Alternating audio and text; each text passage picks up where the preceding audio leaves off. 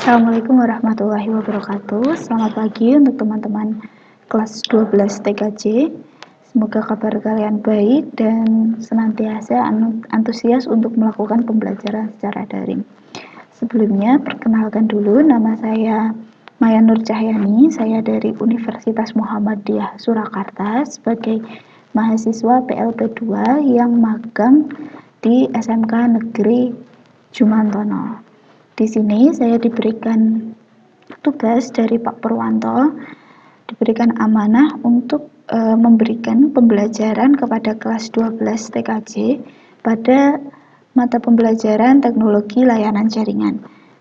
Nah, mungkin kita langsung saja ke pertemuan kedua kali ini pada materi prosedur instalasi server Softwidth berbasis SIP. Nah, mungkin teman-teman udah pernah dengar mengenai SIP.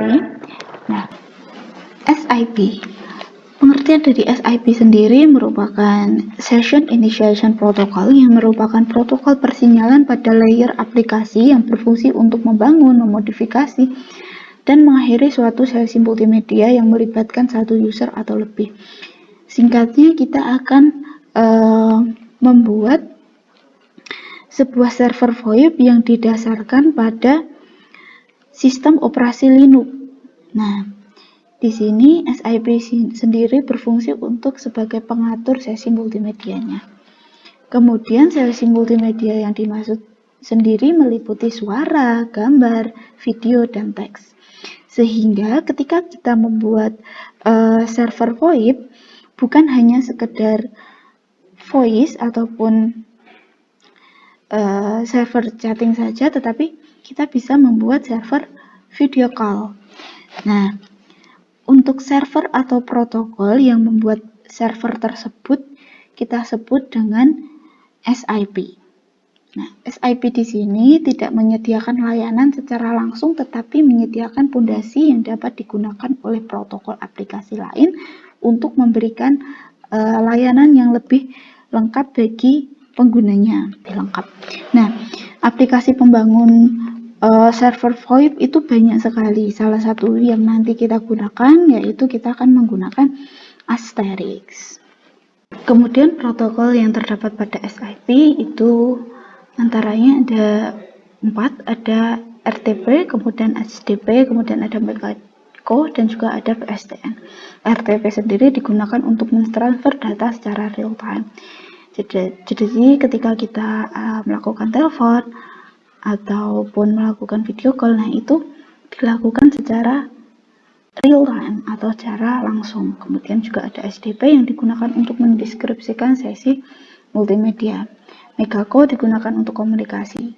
Dan juga terakhir ada PSTN. Berikutnya terdapat tahap dalam membangun suatu komunikasi multimedia dengan SIP.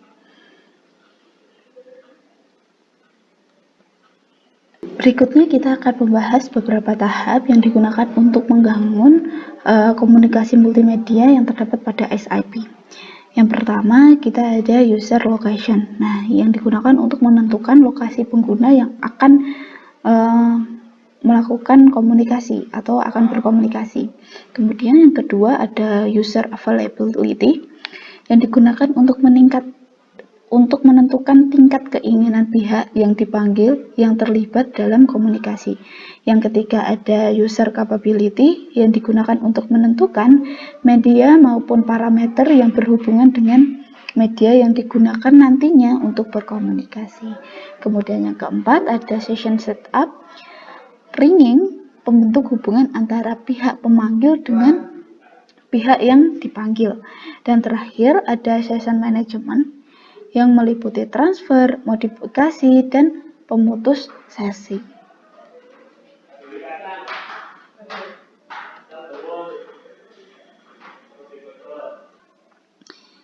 Berikutnya alur SIP. Di sini terdapat gambaran dari alur SIP itu sendiri.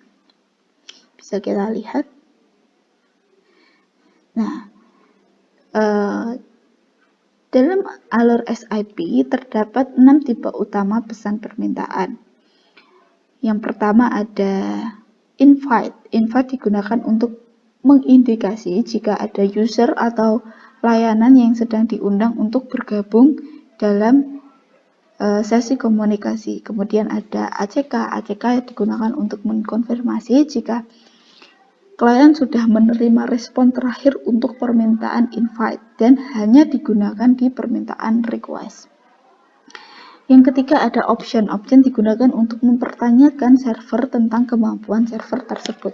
Kemudian ada by. By itu dikirim oleh klien user agent untuk mengindikasi server, yaitu jika percakapan akan segera dimatikan atau segera dihentikan.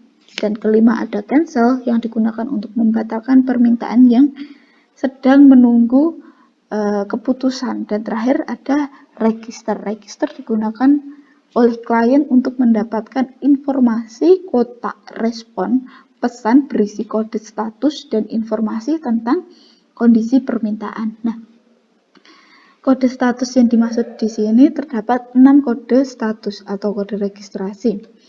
Yang pertama ada kode 1xx yaitu profesional yang menandakan permintaan sudah diterima dan sedang diproses. Kemudian ada kode 2xx atau success yaitu menandakan permintaan sudah diterima, dimengerti dan juga disetujui. Kemudian ada kode 3xx atau redirection yaitu menandakan butuh tindak lanjut untuk proses permintaan. Kemudian ada kode 4xx yaitu menandakan client error atau permintaan salah sintaks dan tidak bisa diidentifikasi, jadi server tidak bisa memprosesnya. Kemudian ada kode 5xx yaitu menandakan server error atau server gagal untuk memproses permintaan. Dan terakhir ada 6xx yaitu global failure yang menandakan permintaan sama sekali tidak bisa diproses di server manapun. Berikutnya yaitu arsitektur SIP. Nah, arsitektur SIP di sini terdiri dari 2 komponen yaitu user agent client dan juga user agent server. Nah, user agent ini terdapat endpoint dari sistem dan memuat 2 subsistem. Nah, 2 subsistem yang dimaksud di sini yaitu user agent client dan juga user agent server. User agent client yang digunakan untuk membuat request, sedangkan user agent server yang digunakan untuk merespon request. Berikutnya yaitu SIP server. Nah, dalam SIP ini memiliki 4 server utama. Antaranya yaitu proxy server. Proxy server ini merupakan host jaringan yang berperan sebagai perantara yang bertujuan untuk meminta request atas nama klien yang lain. Yang menandakan proxy ini harus bertindak sebagai server dan klien. Dia harus mengarahkan SIP request pada user agent server dan juga dia harus mengarahkan SIP respon pada user agent client. Proxy server juga berfungsi untuk melakukan routing, yaitu memastikan request disampaikan pada yang berhak menerimanya. Dan juga dia membuat kebijakan seperti meyakinkan bahwa pemakai tertentu diizinkan untuk melakukan panggilan. Kemudian ada juga redirect server yang merupakan kesatuan logika yang mengarahkan satu klien pada perangkat pengganti dari Uniform Result Indicator untuk menyelesaikan tugas request. Berikutnya kita akan membahas mengenai server source switch. Source switch sendiri merupakan alat yang menghubungkan jaringan sirkuit dengan jaringan paket. Yang termasuk di dalam jaringan tersebut adalah jaringan telepon PSTN, kemudian TV, jaringan data seluler, dan juga jaringan internet. Atau source switch sendiri ini bisa disebut sebagai sebuah alat yang sebuah alat dalam telekomunikasi yang mampu untuk menghubungkan panggilan telepon dari satu saluran ke saluran satunya lagi. Keuntungan dari penggunaan software SoftSwitch. Yang pertama, mengaktifkan dan mempercepat layanan NGN atau Next Generation Network. Yang kedua, meningkatkan fleksibilitas jaringan dan menyediakan dukungan untuk beberapa aplikasi dari platform tunggal. Yang ketiga, menyederhanakan upgrade infrastruktur dan dengan terbuka dan memusatkan fitur layanan. Dan terakhir, menyediakan operator dengan berbagai pilihan, yang nantinya memungkinkan untuk membangun best of breed atau perkembangan jaringan yang terbaik dari produk dari beberapa vendor. Nah, dalam SoftSwitch sendiri terdapat 8 arsitektur utama. Yang pertama ada application server, yang merupakan elemen jaringan yang menyediakan aplikasi tambahan di luar fitur telepon yang membutuhkan server tersendiri, misal seperti voicemail, kemudian repeat call, kemudian ada fix SMS, dan lain-lain.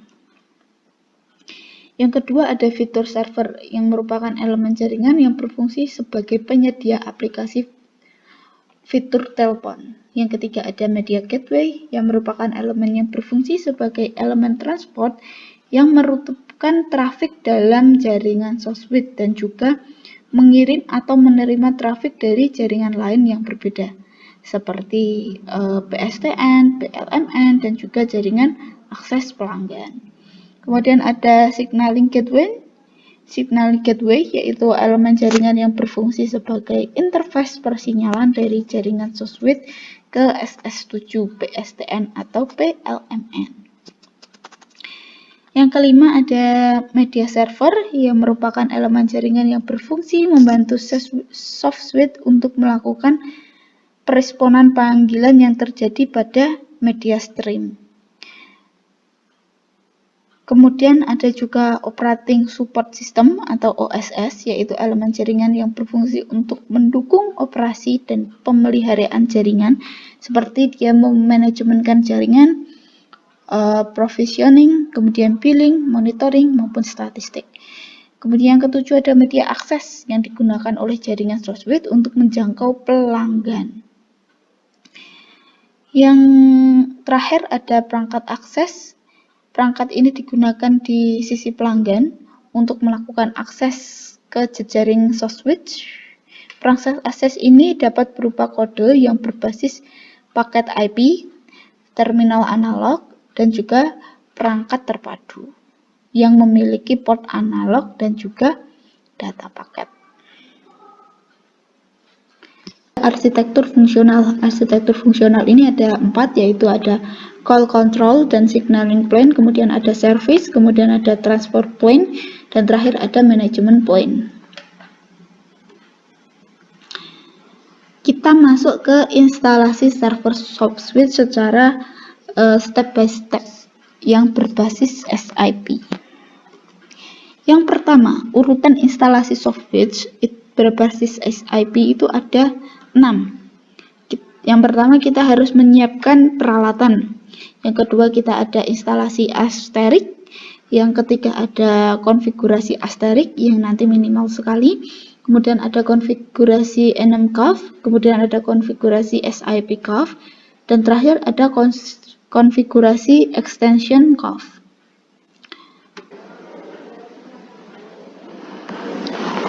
Untuk persiapan peralatan, yang pertama kita membutuhkan tentunya PC. Nah, untuk PC di sini nanti kita akan menggunakan virtual PC yang terdapat sistem operasi Linux. Kemudian ada juga sambungan LAN, harus ada sambungan LAN, dan terakhir harus juga ada internet. Berikutnya yaitu instalasi Asterisk. Yang pertama kita tentunya harus mendownload paket Asterisk tersebut yang berupa Asterisknya dan juga Asterisk Soundnya. Setelah itu kita harus mengcopy paket Asterisk tersebut ke folder yang kedua. Di sini folder yang kedua di sini. Jika sudah di copy file dari paket Asterix ini ke folder ini, baru kita bisa menginstal Asterix tersebut dengan perintah ini. Nanti perintahnya mungkin bisa saya share. Dan terakhir kita akan menginstal suara operator. Nah, suara operator di sini, suara operator itu biasanya ketika kita ada pengalihan panggilan, biasanya ada operator yang mengatakan maaf panggilan Anda sedang dialihkan. Nah, disitulah fungsi dari suara operator yang kita install. Nah, nanti terdapat pada bagian perintah ini. Jadi saya ulangi, yang pertama kita harus mendownload paketnya, kemudian kita memindahkan file ke folder ini, baru kita bisa menginstal Asterix-nya, ini, install Asterix yang ini, dan kemudian setelah kita sudah menginstal Asterix, kita install juga Asterix sound-nya atau suara dari operator tadi yang sudah saya jelaskan dengan perintah seperti ini, yang nomor 4 ini. Jadi intinya nanti kita itu akan membuat layaknya seperti sebuah perusahaan seperti XL, Telkomsel, dan lain-lain, yang dimana kita akan membuat jaringan layanan telepon yang menggunakan VoIP dengan protokol SIP, dimana nanti kita akan memberikan telepon kepada orang lain, kemudian mereka akan menelpon kembali ke kita, tetapi melalui server yang kita buat. Seperti itu. Nah, itu tadi gambaran secara umum dari tujuan pembelajaran kali ini.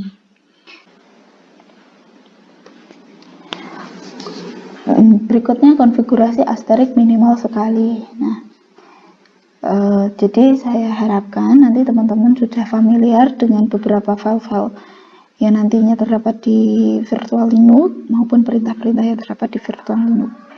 Nah, berikutnya konfigurasi enum.conf. Nah, tidak banyak yang harus diubah pada folder ini. Yang pasti pastikan bahwa ada entry ini. Kita dapat pastikan bahwa informasi enum yang ada pada e164.arpa, e164.org, dan e164.id akan dapat diketahui dengan baik oleh server yang oleh Asterix kita. Berikutnya konfigurasi sip.conf, di mana konfigurasi sip.conf ini kita misal di sini kita mempunyai sebuah akun dengan nomor telepon 2099, password 123456, IP address dinamis menggunakan DHCP, maka entry atau perintah yang kita gunakan di bagian ini seperti berikut. Nah, sampai di titik ini masing-masing user dapat meregistrasikan diri ke Asterix dan dapat menelpon satu sama lain dengan mereka yang mendaftarkan di Asterix server yang kita buat atau kita operasikan. Berikutnya di konfigurasi sip.conf. Nah, konfigurasi sip.conf ini bertujuan untuk agar Asterix server kita dapat berbicara dengan user lain di XL, Indosat, VoIP Rakyat, di Pulver ataupun di SIP proxy yang banyak bertebaran di internet.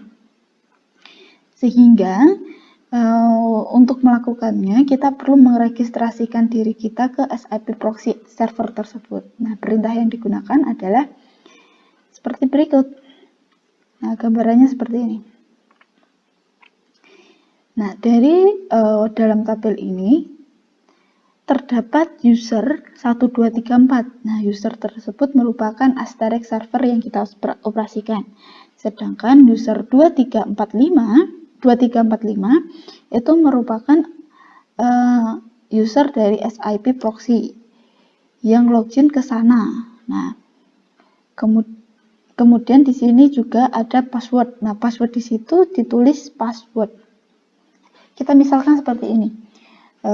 Seorang dengan user 2000 mempunyai akun 20345 di server vault.or.id.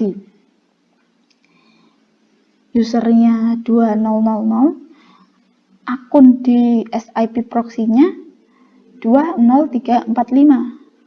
Nah, password yang dia buat yaitu rahasia. Maka format yang digunakan seperti ini. Register, kemudian kita masukkan akun kita yang di server VoIP rakyat tadi, yaitu 3045.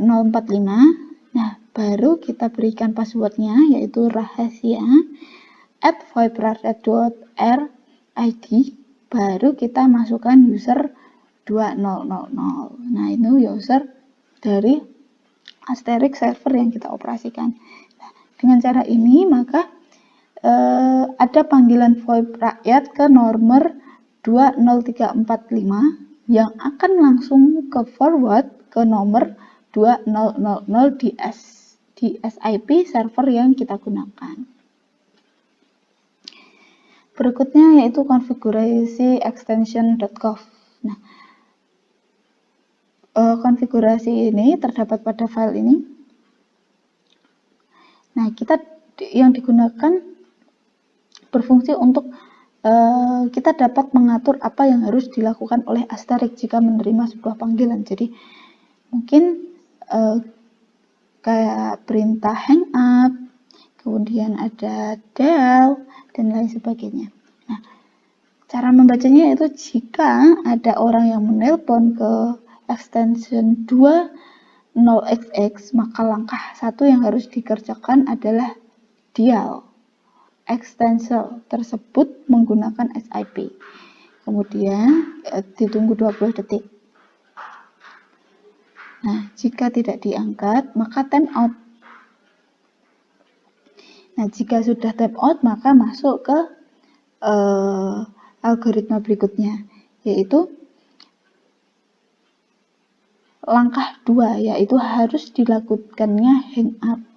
Nah, tentunya ada pengaturan sedikit perintah ini agar sesuai dengan itu. Tentunya, nah seperti itu pengaturan yang nantinya kita atur dalam konfigurasi extension, yaitu memberikan pengaturan apa saja yang harus dilakukan Asterix ketika menerima sebuah panggilan oleh nomor extension tertentu. Kemudian ada juga masih di konfigurasi extension.conf, yaitu perintah yang berbahaya yang sering dicari orang adalah ini. Cara membacanya adalah jika ada orang yang menelpon ke 0711X, perhatikan titik sudah di X, berarti berapapun di belakang X tidak perlu dipedulikan.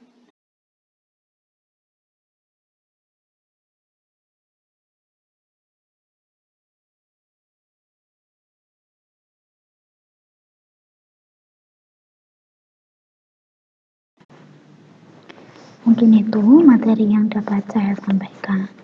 Semoga nanti untuk pertemuan berikutnya akan saya berikan materi praktikum mengenai materi yang sudah disampaikan pada hari ini. Sekali lagi saya mohon maaf apabila banyak kekurangan dalam penyampaian materi.